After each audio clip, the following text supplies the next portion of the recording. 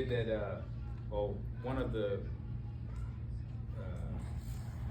students at Sheikh Al-Albani. Going to Tanzania. Yeah. You're going to Tanzania? Yeah, he has a school where Yeah. you go there, study, live there, free. Is that you going to what is it, Dar es Salaam? Yeah. Well, I don't know if it's in Dar es Salaam. No, it's probably not. It's probably out somewhere. That's where you're flying into. What does that even mean? Dar es Salaam. Home of peace. Assalamu alaikum. One of the names of Dar es Salaam. That's a bold place to name your city. It's the abode of peace. How you doing, brother? Alhamdulillah. Dar is like home. Yeah. How you doing, brother? Alhamdulillah. Where would you go if you was the patrol bro? Where would you go? Oh no. Although I'm not a passport. You really don't know? Nah. Oh, I would definitely go to Indonesia. Oh, yeah, I could go to Malaysia or Indonesia. Yeah, Indonesia.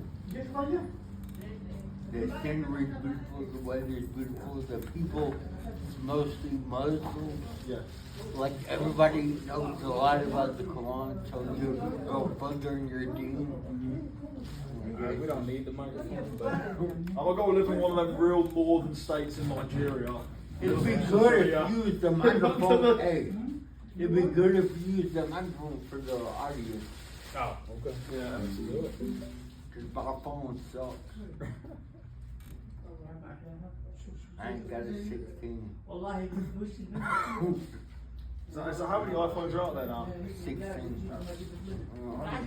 It's crazy because they're all the Oh, it's same. not even on. You know? They're all the same. Are they? Just making people go broke. Yeah, exactly. Just death right. Yeah, sure.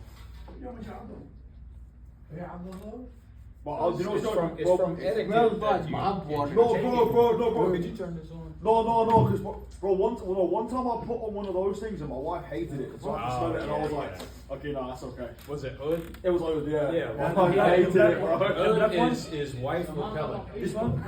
Oh, hey, smell. Wait, let me smell it. Yeah, I know what you're talking about. Yeah, okay. Oud is for the brothers. Yeah. Oud is for the brothers. The women hate it, but the brothers, you smell it, you're like, that smells good. Tell them. Alright, Bismillah ar-Rahman ar-Rahim. Alhamdulillahi Rabbil Alameen. Wa salatu wa salamu ala Rasulullah wa ala alihi wa sahbihi ajma'in. Amma ba'd. So, today we begin the new book that we're going to go through. As you can see, or cannot see. No, we cannot. Was it on and then I turned it on? Sure. I think the input is different.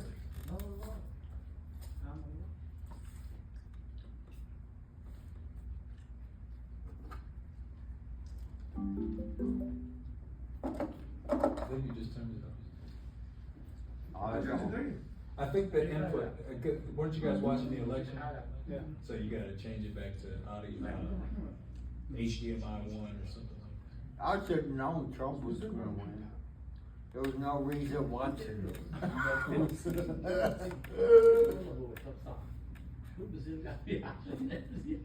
Better be quiet before I get canceled on YouTube. I get canceled. Now you had to change the input. She's gonna cancel. There's like 100 subscribers tomorrow from liking Trump. Yeah, because it's saying no signal. Okay, I stand up for right, but regardless. Well, I mean,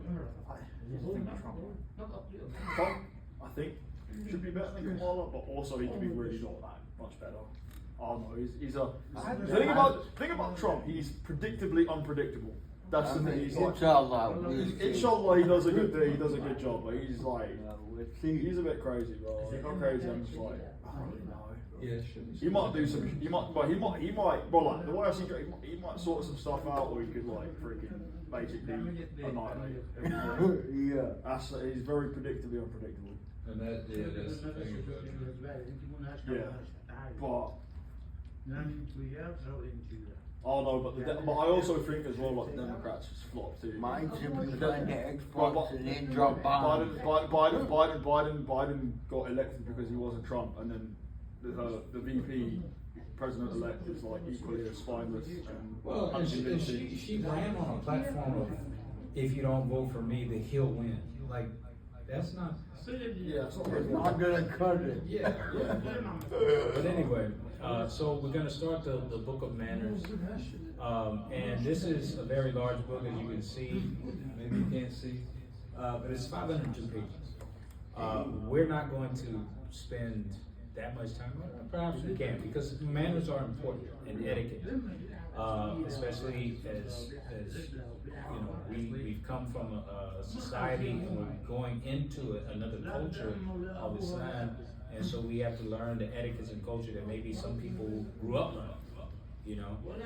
And then we also learn the correct manners and culture, because a lot of times those people who grew up learning it, they tell us stuff, and then we come and find out it's not actually from Islam, right? So, but this is a book of manners, and the author, he compiled it from a bunch of different other books. So if you get can I see the page above it? Why is it just no part of it that you saw in any form? You saying this? No, below. Why has it got a bunch of addresses in different countries? Oh, those are all Dar es Salaam branches. Oh, okay. I was just trying to read this off. Okay, sorry. And so this is the author Fuad ibn Abdul Aziz Shulhu. And so he compiled this from a number of different books and things like that. But we'll jump right in since we already wasted some time. But as you can see, it's covering all of the different manners and etiquettes. And tonight we're going to begin the first chapter, which is dealing with the manners of reciting the Quran and related issues. We're only going to get there's about like 22 points that he gets to with regards to the Quran. Tonight we're going to deal with about 6. Right? And so he says, he begins chapter 1 with manners of reciting the Quran and related issues. And this is just ayat and ahadith, where Allah subhanahu wa ta'ala, he says, Inna nahnu nazzalna dhikra wa innahu lahu lahafidhun. Right? Verily it is we who have sent down the dhikr, meaning the Quran, and surely we will guard it from corruption. So we have in this ayah that Allah Ta'ala says that He's the one who sent it down, and He will protect it. Dhikr literally means recite, right? Well, dhikr means remembrance. I was going to say in the context it was. No, because dhikr doesn't mean recite. Yeah, dhikr means to remember. Okay, the recitation. Yes, I get a course. This is kind of off topic, but not really, because it's manners and reciting the Quran, so it's kind of relevant. Okay, like a few months ago, like 6 months ago, I sleep naked, right? Okay. So I'm in bed naked, and I'm reading the Quran. Okay. And Donis walks in. He Like, said, you can't do that. We'll get to that. I can't say that you can't do that, but you have to remember and respect what you have. Right? But like I said, I can't say that you can't do that. But it might not be the best way to show your respect. Hey, can I raise a question? Can I say something? Right, not take this the wrong way, but I also think like context with you is a bit important. If you don't mind me saying, yeah, obviously like for you, if you don't mind me saying, you getting dressed might be harder than for the regular person. So I would think there would be some kind of leeway in that. You know what I'm saying? Like yeah, I get what you're saying, but the excuses only go so far. Yeah, I know. Cause like I'm like this like every day, so I gotta like come up with like ways to do stuff. It's like normal to me. Yeah. So Allah knows that I can get dressed, but it may look like it's harder to you for me to Yeah. get just Not- that he knows Allahu it. But maybe just. I try not to use excuses. Yeah, not a lot, but it's just, Maybe in the least where something just covers. yeah, no, but it's like, but you know, like in our deen, that I'm just saying that like for some people are physically not able to, there's basically always an excuse. Right. Especially, I can get dressed, it may take longer, but I can do it. but even still, like, you know what I'm Yeah. saying? It's just. Yeah. It's because like I'm just saying, it's like the example I have is that, like the way praying. Right? Some people can't stand up and pray, so Yeah. they sit down. Yeah. Some people can't even do that, so they probably lie down and do it, right? Yeah. And so like I'm just saying that like just know that exists, and that you could probably maybe apply that to your situation. It's like if it's significantly harder for you to do that, then it's like why you know. Yeah, it may not be easy. You just get up and get dressed and all that. Because I'm just saying, I know you try not to make an excuse, and more power to you, man. I appreciate it, but like, I'm only throwing that one out there because it's like that's something you have to consider too. Because well, like, you know, like Allah says in the Quran that He doesn't charge a soul more than it can bear. So like, also like, and the way I kind of, I don't know if you want to give me an interpretation of that, but it's also it just means the way I've interpreted that, but from the interpretation of that, it means it's that like He doesn't expect you to do more than you're really capable of doing. You know what I'm saying? Like. Or like, so even though you can, like one of my big things, like for example, like when I was in the last lesson. So like when I first became Muslim, I used to be a roofer in Texas, right? And people used to tell me, "Oh, okay, you just got to try your best, right?" Or like, not really, because they've never done physical work outside, right? And they don't actually understand like, how brutal that is, right? He's telling me you're actually, if you're not allowed to even have that sort of patience in this lesson. Like if you're fasting to the extent where you might be putting yourself in danger. Because really looking back on it, and Allah protected me. I probably shouldn't have fasted the way I did when I was doing that job, but I was getting told something that was wrong. Right. Even though I could have technically done it, like it wasn't. I probably shouldn't have done it. Like looking back on it, it was like basically a bunch of people that had no concept of. No concept of doing what I was doing were telling me, give me the advice, right? Yeah, I did it, but doesn't mean I should have.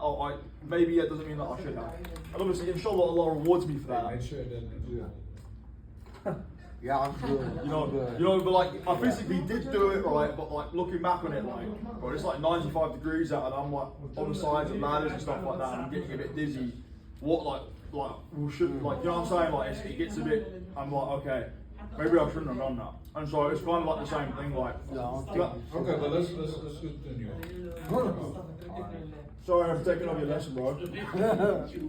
Also, Allah subhanahu wa ta'ala, He says, أَفَلَا يَتَدَبَّرُونَ الْقُرْآنِ Do they not then consider the Quran carefully? He said, وَلَوْ كَانَ مِنْ عِنْدِ غَيْرِ اللَّهِ Had it been from other than Allah, لَوَجَدُوا فِيهِ اخْتِلَافًا كَثِيرًا He said he would surely have found therein many contradictions. So when we look at the Quran, we should consider it, right? And one of the things that shows that it comes from Allah is had it been from other than Allah, it would have a lot of contradictions. Like the Bible. Can I ask a question, right? I'm going to do a one here, be like kind of related, but sort of like no. Like one thing I have trouble with, like, and I think a lot of this comes from WhatsApp groups that I tend to be a part of, right? But like, there are people that tell me that I am not like only really scholars can interpret the Quran, and sometimes that might be going on a bit of a thing here, right? But like, you shouldn't interpret it for yourself, and then so like. The question becomes to me, how do I know what I'm reading is right, or if I'm considering it right? Because I'm getting told you can't have an opinion about something because you're not a scholar or you can't interpret it. And so, you know what I'm saying? Like, so in the book Tafsir ibn Kathir, at the beginning, he talks about understanding the Quran. What is the methodology of tafsir that will arrive at the most correct, right? Because that's what we want to do. We want to, when we're interpreting the Quran, we want to arrive at the most correct ruling that's possible. So we go, the highest form of tafsir is when Allah explains Himself in the Quran, right? So tafsir of the Quran, Bible. Then, who's after Allah? Who can explain the Quran best? Muhammad. Prophet Muhammad, right? So Quran by authentic hadith. And then after the Prophet ﷺ, who can explain the Quran? Salaf Salihin. Salaf Salih. The Salaf Salih, but in specific, the companions. Yeah. Because they were there. And then some companions more than others. Right? And then after them, the scholars, and then after that, Yeah. the scholars of language, because the Quran is revealed in Arabic language, so we have to look to those things. Well, again, so, and tell me if you want to move on after this, because like, basically the point I was getting when you reminded me that is that like I feel like personally, okay, I say feel like it's nothing's based on my feelings. Yeah, We talk about facts here, but there is to some extent when it comes to the knowledge of Al-Islam, that our deen holds is that there's gatekeeping in it to the extent that I don't even know if I understand it correctly. Because like if you're telling me I can't interpret the Quran, then how do I know my belief in it is absolute? Like if you're saying I don't actually have a valid understanding of it. So some of the Quran can be understood. Right? Yeah. Some of it is Algorithm. the apparent meaning is what it apparent, is, right? And you don't need a lot of explanation or anything like that. There are some things that have deeper meaning. There may be knowledge of certain things that you don't know about that would inform the meaning if you knew, right? So when you're dealing with the tafsir of the Quran, you have what is called abrogation, right? So some verses abrogate others. An-nasakh wal-mansukh, right? Or you have asbab al-nuzul, the reason for the revelation. If you don't know why a particular verse was revealed, It's not going to make sense to you. or it may make sense in a particular context, but knowing why it came down will give you more context. Right, and this is why we rely on the tafsir, right? And this is why a lot of people are very. But there is a level of gatekeeping. Some of it is legitimate, right? Because there have been people that they come and they interpret the Quran, and they go way off in some. Yeah, other not tangent. 100. Like even on the group, I remember if you saw that group chat, there was like some woman that was like, it's in Islam, it's haram to divorce, and then like Noah, like it's like saying like, bro, Noah was just like, bro, you just misinterpreted that. Like basically, it was just like, so I understand that. Like sometimes people look at things, but there's actually like a lady on the WhatsApp saying you cannot. But there's a book that is called Usul al-Tafsir. Usul means the fundamentals, right? Because you have also al-fiqh. Yeah, Usul fiqh principles and stuff. Yeah. But Usul al-Tafsir, Bilal Phillips did it. And it's a very good book to explain those things. Also, there's a book called Introduction to the Sciences of Quran by Yasser Qadhi. It's actually a very good book too. It goes in a little bit more detail. Ibn Taymiyyah has a book on tafsir, but if you really just something very basic, you can take the first volume of Tafsir Ibn Kathir and read the introduction. And that will give you a basis of understanding the way that interpretation is supposed to go. Positively mentioning Yasser Qadhi to read his book. We say the truth. Better not let Muslim skeptic get involved. We say the He's truth. going to attack video on his YouTube channel, man. But it's not you. Hey, just a heads up. Because I'm bored. Inshallah, And many could be about this, and I got a question. And I know you who I need to ask. Maybe we can do it after let's the get through this. No, because Donna's the adhan is coming. time to go. Oh, okay.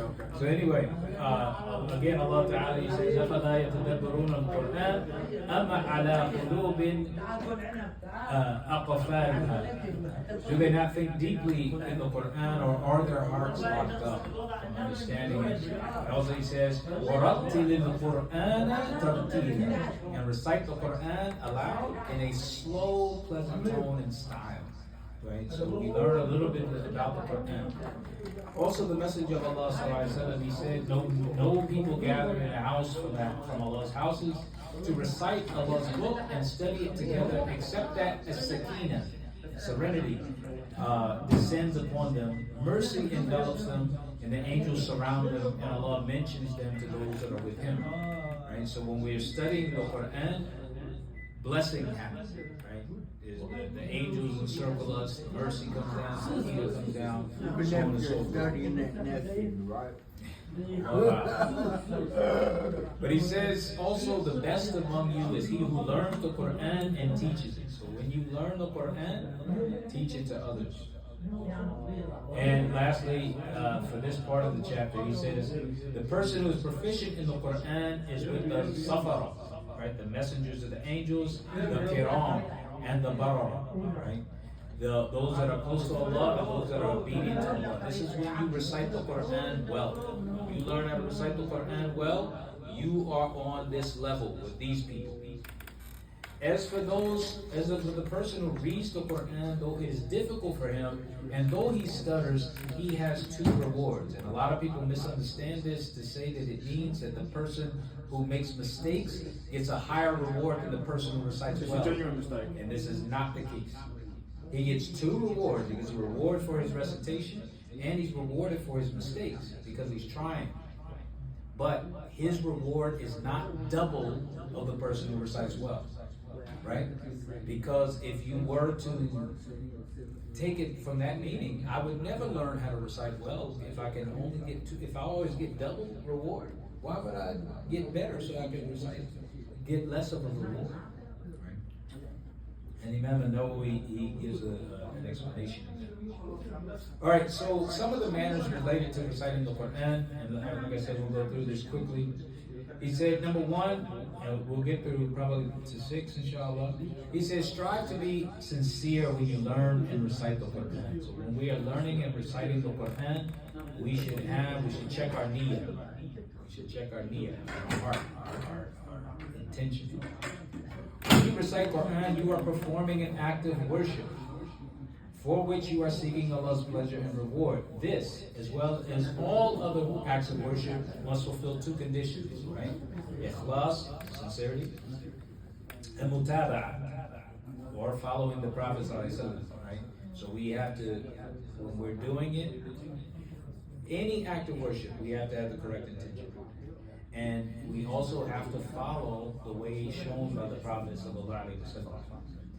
Imam Nawawi explained that the one who recites the Quran is first and foremost commanded to be sincere in his recitation. That even when we recite the Quran, we should seek Allah's countenance. We should seek the face of Allah subhanahu wa ta'ala, and not to intend the achievement of any other goal.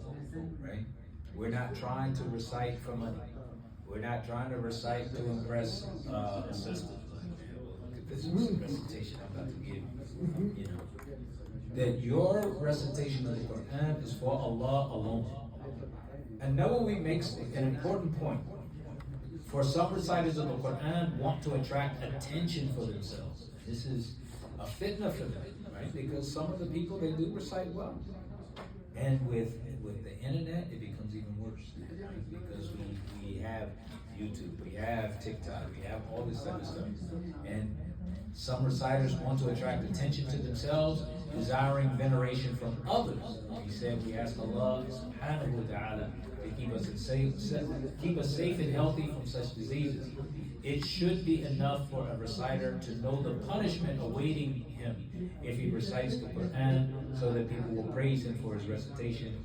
As a punishment, as explained in a hadith which we know, where he said the first person to be judged on the day of resurrection is a man who is martyred. But we go all the way down to the end of the hadith, where it says, where this man, a man who learned the Quran, taught it and recited it. He learned the Quran, spent all that time learning it, he taught it to others, and he was a reciter. He will be brought forward, the blessings he received will be mentioned to him, and he will acknowledge them. Then he'll say, meaning Allah subhanahu wa ta'ala will say, what did you do them? What did you do for them? The man will say, I learned knowledge and I taught it, I recited the Quran for you. Allah subhanahu wa ta'ala will say, you have lied, but instead you learned knowledge so that it will be said, he is a scholar, and you recited the Quran, so it will be said, he is a reciter, and both have been said. You got what you wanted. Then an order will be given regarding him, and he will be dragged on his face until he is thrown into the fire. And this is a reciter of the Bro, Quran. but like, see, this is like this like makes me like very scared. It's like, bro, like if someone that learned to recite the Quran like in its entirety and taught it is getting dragged to the hellfire, then what chance do I have, bro? Like I'm not even being serious, bro. But Like, this teaches us two things. One, sincerity. it teaches us sincerity, and don't be secure in your own action. Yeah. Right? You should be scared that your action won't be accepted. Bro, like, yeah, this But is then scary. also don't be impressed by the actions of others. Right? You may see that they may be doing good things, but you don't know for sure. Yeah. You don't know how they're gonna end up. You don't know what's in a person's heart. Yeah. So that's the first thing. He said the second etiquette that we should have with the Quran is that we apply the teachings of the Quran. Yeah. He said you apply the teachings of the Quran by deeming lawful what it permits and deeming forbidden what it forbids, by avoiding what it prohibits and acting on its commands, by applying the clear verses and believing in the unclear verses and applying all of its laws and precepts. So when we are implementing the Quran and applying the teachings, like we don't just, the etiquette with the Quran is not just something that we recite. I believe in what it says, right? We have to not only believe in it, we have to hold whatever Allah says is forbidden, is forbidden. What He says is permissible is permissible. Whatever, like we said, the clear verses and the unclear verses. So we take the clear verses and we use them to explain the unclear. Right? Allah says the person with a disease in their heart, they take what's unclear and they use that to explain what should be clear. And so it misinterprets. So he said a severe punishment awaits those who, despite being blessed by Allah with knowledge of the Quran, do not apply its teachings. In a long hadith where the Prophet ﷺ described a dream he had, he said, we're gonna read this and this. You can go there then. Don't continue because 7:30 that. Yeah. So he said, until we came upon a man who was lying on his back and another man was standing over him in a rock. This is when he envisioned this guy standing over him with a rock or a stone. The man who was standing would break the other man's head. Like imagine someone just dropped, just bust the man's head open. Then he would strike him, the rock would roll away. Whenever he went to go get the rock, no sooner than we returned, the man's head was healed and it returned to his previous state. Then the man would strike him again. And so the Prophet ﷺ said, who is this? The Prophet ﷺ then explained the meaning of what he saw. As for the one whose head would be constantly broken, he is a man who Allah taught the Quran, but who would then sleep from it at night and not apply it during the day. He wouldn't stand up at night and recite the Quran. He had the Quran, but he wouldn't use it. He had the Quran, but he wouldn't act by it during the day. Then he will be done, that will be done to him, meaning in his grave, in that grave life, in the barzakh, he's getting his head smashed with a stone, like beaten in, crushed, and it'll come back over and over again until the day of resurrection. All right, we'll go ahead and stop here for the event. And we ask Allah Ta'ala to protect us. The father-in-law asked a question, which is, why not use Al-Adab Al-Mufrad? At least it's a classical book to attach them to the Salaf. Tell him I was going to use, what's it called? Minhaj al-Muslim. Okay. Manhaj al-Muslim. Yeah. But Al-Adab al-Mufrad has, it also has some weird. It's Bukhari, but it I already know it. I already knew it was going to win. It wouldn't have been close. Yes, you already said that. Wasn't even close. Yeah, I'll do after. You already said that. Allahu Akbar, Allahu Akbar. Allahu Akbar, Allahu Akbar. Ashhadu an la ilaha illallah. أشهد أن لا إله إلا الله أشهد أن محمدا رسول الله أشهد أن محمدا رسول الله. حي على الصلاة، حي على الصلاة، حي على الفلاح، حي على الفلاح. الله